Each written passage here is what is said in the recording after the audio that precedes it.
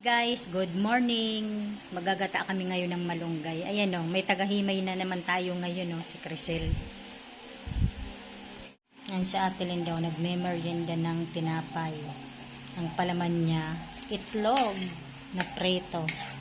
O, kain ka muna, be. Ito mo? Bakit? Ba't ayaw mo? Ba't ayaw mong kumain? Iniisa-isa niya, guys. Oh. Kain ka muna. Be. Uy. Masyadong seryoso. Kumain ka muna. Hay muna, Ate Linda. Pa dyan himayin, Crisel, ah. Bilis-bilisan mo, be. Ayan, oh. Maubos mo kaya yan? Ayan pa. Mamaya tulungan kita. Ayaw ni Crisel kumain, guys, ng tinapay. Kumain kasi siya kanina ng kanin. Ay ka maghimay para mabilis. Kawawa ka naman. Diba? Mamaya kain ka ng ice cream, no? Yun ang gift ko sa'yo, ice cream. No? Magbibihis ka mamaya, ah. Kakain para kumain ka muna ng ice cream. Ha? Kailangan maubos natin to, di ba? Be, magsalita ka naman. Hindi yung seryoso.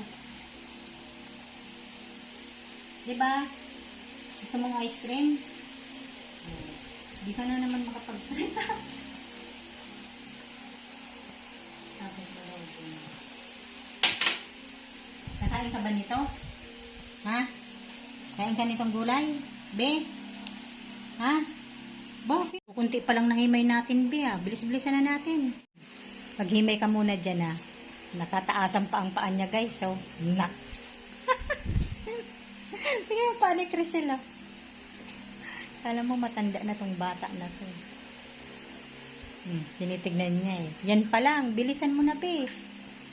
Muna natin si Crisel. Ano ba yan? Nabubulol tuloy ako. Ilang taong ka na nga, be? 6 years old ka na ba?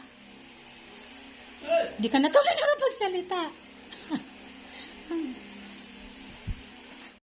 Pagkatapos mo niyan, sa kakakain ng ice cream, no?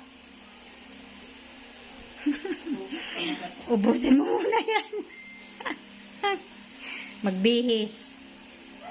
Maganda na kuha ni Ate Linda na malunggay, guys. Mga bata pa talaga. Napapakain lang kasi ako, kaya sabi ko maggata kami ngayon ng malunggay. Diba, be? Seryoso si Crisel, oh.